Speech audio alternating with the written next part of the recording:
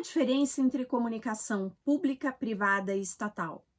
Você sabia que a nossa Constituição determina a existência de um campo público de comunicação?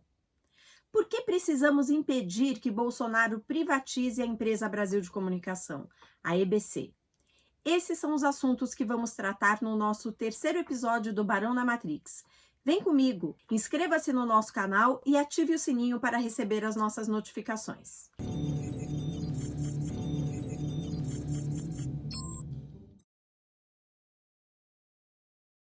Sabe aquela emissora de televisão aberta que você gosta de assistir aí na sua casa? Estou falando da SBT, Globo, Record, Rede TV, Gazeta, Band, ou aquela estação de rádio que você gosta de ouvir no carro? Para chegarem até você, os sinais dessas emissoras saem de uma antena geradora que circulam pelo espectro eletromagnético até chegar numa antena receptora que está acoplada ao aparelho de televisão ou de rádio. Pois então, essa faixa de frequência por onde circulam os canais de rádio e televisão é um bem público de toda a sociedade. Por isso, o Estado, através de um processo de concessões, autoriza, outorga a grupos econômicos, empresas privadas, a operarem essas frequências, gerando programação de rádio e televisão por um determinado período de tempo. O uso dessa faixa eletromagnética só pode ser feito por um número limitado de emissoras, não é infinito. Dessa forma, quem recebe a autorização para usar uma faixa tem o poder de se comunicar com toda a sociedade, inclusive de moldar os rumos de uma nação e o comportamento das pessoas. Por isso, a Constituição Federal determinou a necessidade de se dividir esse espectro entre três campos: um campo público, um privado e um estatal. Isso foi feito para garantir um mínimo de diversidade e pluralidade de enfoques no sistema de radiodifusão no Brasil. Isso porque cada campo cumpre uma função dentro desse sistema.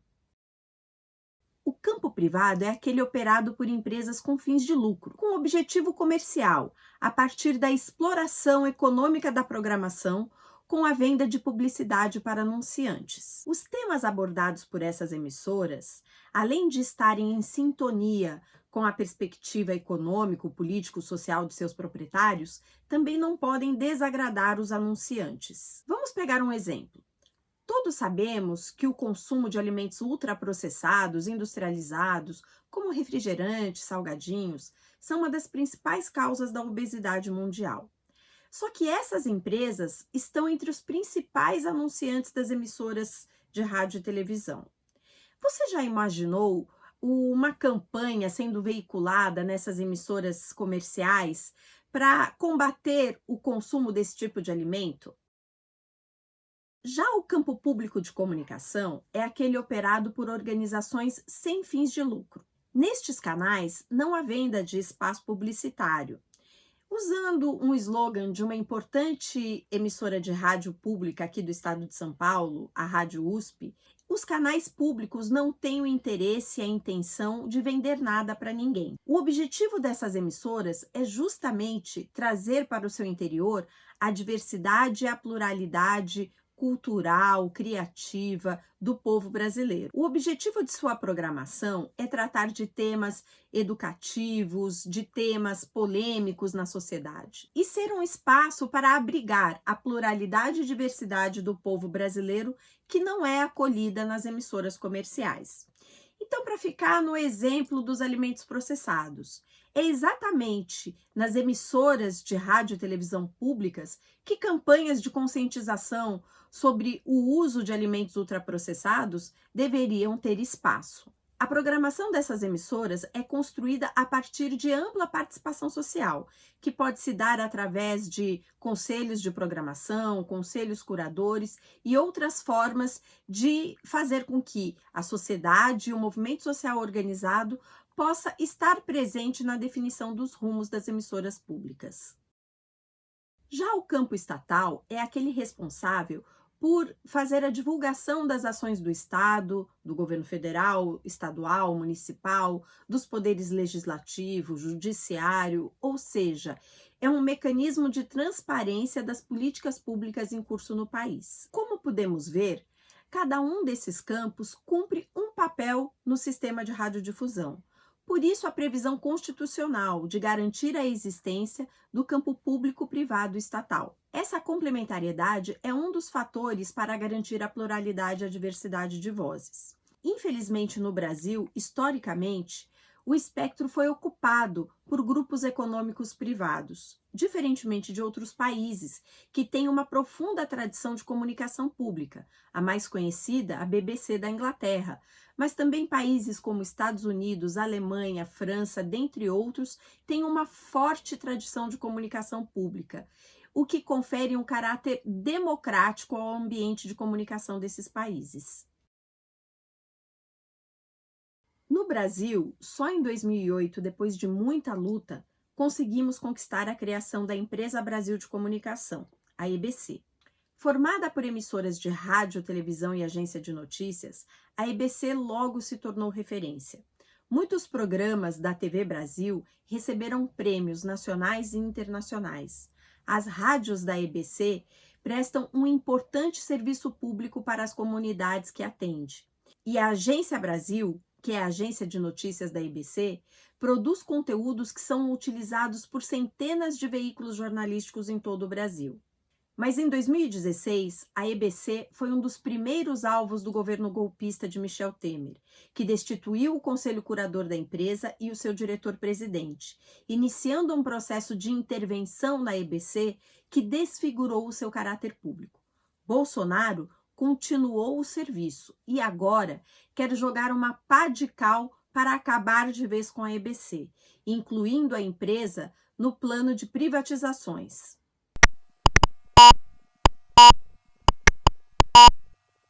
Para falar um pouco sobre o que representa essa proposta de privatização da EBC, vamos conversar com o jornalista Jonas Valente, que é um dos coordenadores da campanha Fique EBC e pesquisador do Laboratório de Pesquisas de Comunicação da UNB.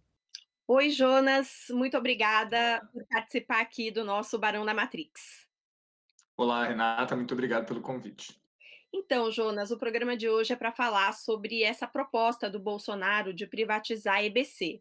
Eu queria que você rapidamente nos explicasse por que é preciso lutar contra a privatização da EBC. Acho que, em primeiro lugar, porque a comunicação, não só no Brasil como no mundo, não pode ser uma coisa exclusiva de quem visa o lucro, né? Quando ela é desse jeito, ela fica orientada pelos interesses dos anunciantes e pelos interesses dos grupos que a comandam. Não é por acaso que, se a gente, por exemplo, liga os canais hoje no Brasil, eles têm uma programação muito parecida, né? São revistas matinais, o jornal na hora do almoço, novela e filme e série à tarde, depois aquele modelo que a gente chama de sanduíche, né? Que você vai intercalando telejornais e novelas e programas de entretenimento.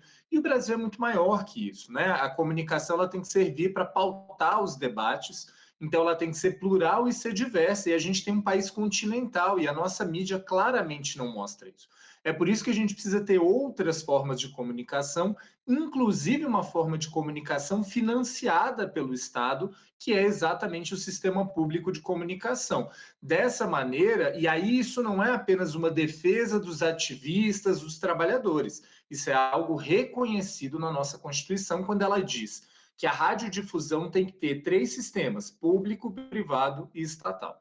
Além disso, é o indicador do nível de democracia que as sociedades têm, né? Porque justamente por ser pública, ela tem o papel de abrigar no seu interior a diversidade, a pluralidade. E o Bolsonaro quer acabar com isso, vendendo a EBC.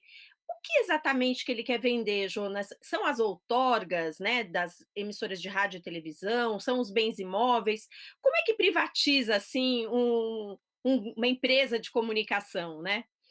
O problema desse primeiro, assim, só concordando com você, Renata, de fato a gente não pode esquecer que, de fato, não só a comunicação pública, como a comunicação não comercial são fundamentais para sociedades democráticas, porque se a gente tem só uma parte da sociedade falando, fazendo debate público, essa sociedade não é efetivamente democrática, e isso é reconhecido pela Unesco, pelas Nações Unidas, por órgãos internacionais e pela nossa Constituição. Esse debate ele é muito importante que a gente converse com as pessoas, e aí eu ressalto como é relevante vocês estarem debatendo isso no canal do Barão, porque o Bolsonaro e o governo Bolsonaro falam em privatizar, e muitas pessoas têm uma ideia pré-concebida que privatização é igual a entregar para a iniciativa privada que vai fazer melhor, né? Porque a mídia martelou isso na nossa cabeça o tempo inteiro. O problema é que, diferentemente da Eletrobras, diferentemente dos Correios, que nós também não queremos que sejam privatizados, né? Mas no caso dessas grandes empresas, existem empresas privadas interessadas, porque essas empresas têm receita. A EBC tem uma receita muito insuficiente em relação àquilo que ela tem de gasto. Então, o próprio ministro Fábio Faria já falou, não vai existir interessado. Então, o que o governo vem falando? Vamos vender o que dá. Então, venderia imóvel, prédio, sala, etc. e tal, e venderia as frequências. Isso significa que, na prática, o governo não quer privatizar a EBC, ele quer acabar com a EBC. E como a lei que criou a EBC, que é a Lei 11.652, diz que a radiodifusão pública federal só pode ser feita pela EBC, se o governo acabar com a EBC, ele não vai somente estar acabando com a empresa, ele está acabando com o sistema público de comunicação. Por isso que é tão grave. Um dos argumentos que é bastante utilizado é o fato de que a TV Brasil, que, abre-se parênteses, né, inclusive já foi totalmente desfigurada à medida que foi unificada com a NBR, que era a emissora estatal, né? Mas um dos argumentos utilizados para fazer a venda da EBC é o fato de que as emissoras de televisão elas dão traço de audiência. Mas o papel da comunicação pública é essa disputa da audiência a partir de uma visão comercial? Explica um pouco para a gente. Esse é um discurso, Renata, que a gente viu ao longo da história do Brasil, não é novo, inclusive em outros países. Então, de onde que vem esse discurso? Ele vem da pressão dos meios comerciais, né? É muito engraçado, porque se a mídia pública é insignificante, por que os meios comerciais reclamam tanto dela, né? Porque não é verdade. Na verdade, o conceito que a gente precisa usar aí é o conceito de alcance. Os pesquisadores de comunicação pública falam nisso. Quantas pessoas eu alcanço e quantos segmentos eu alcanço? Né? Não adianta nada eu ter um programa da Globo que nem o BBB, que tem uma audiência X, mas o pessoal do Nordeste, o pessoal do Amazonas não se reconhece naquilo que aparece, né? A gente tem uma novela que tem uma audiência altíssima, mas que ela pega a pessoa do Rio para representar o Pará de uma forma totalmente estereotipada. Então, a diferença da comunicação pública é que ela alcança os diferentes públicos, ou deveria alcançar, né? Isso não significa, obviamente, que a EBC atualmente não tenha problemas, pelo contrário, ela tem muitos problemas.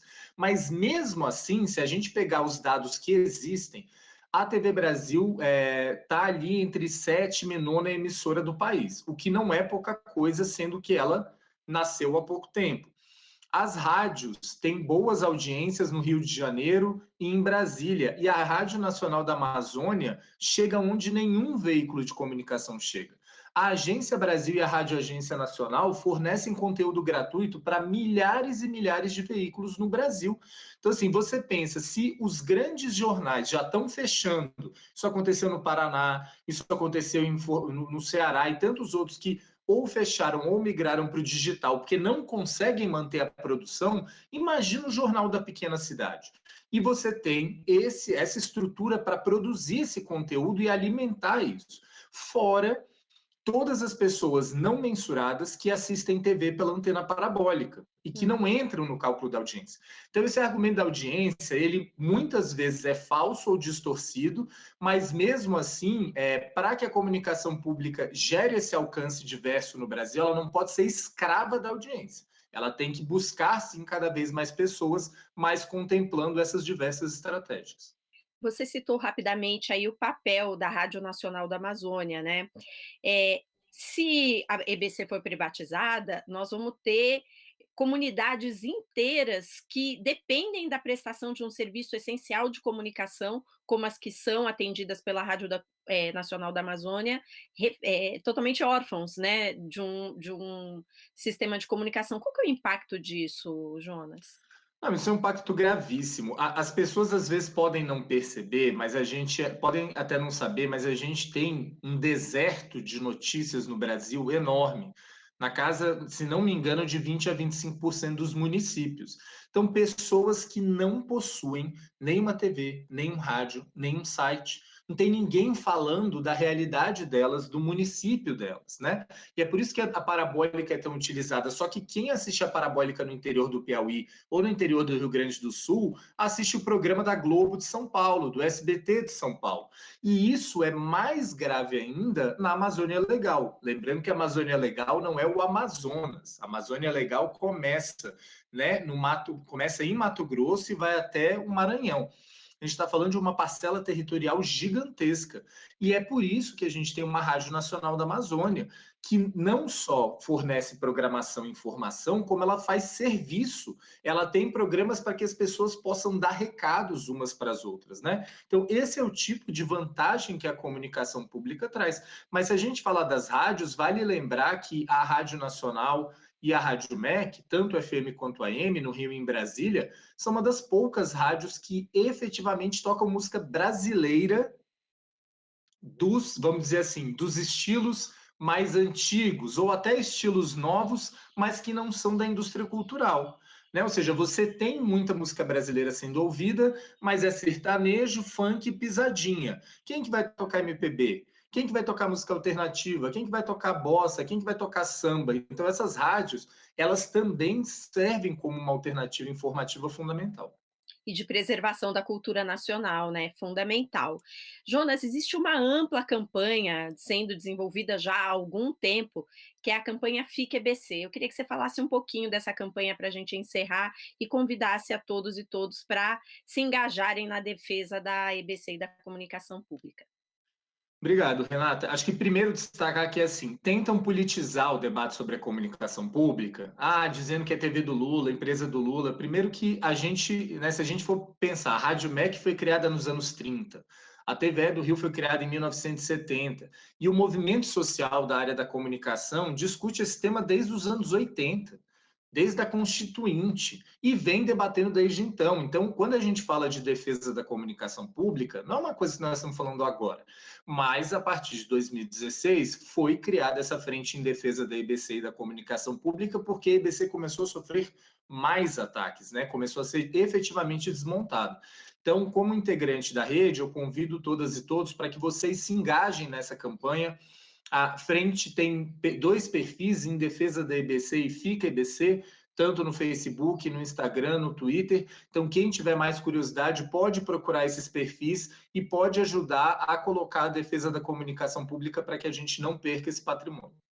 Exatamente, essa é uma luta indispensável, não só para que a gente tenha uma comunicação mais democrática, mas porque tendo uma comunicação mais democrática, a gente pode lutar para reconquistar uma sociedade democrática, né? Então, eu queria agradecer, Jonas, a sua participação e dizer que acompanhem os canais, então, da campanha Fique EBC e também os canais do Barão e até o próximo episódio do Barão na Matrix. Muito obrigada, Jonas. Eu que agradeço, Renata.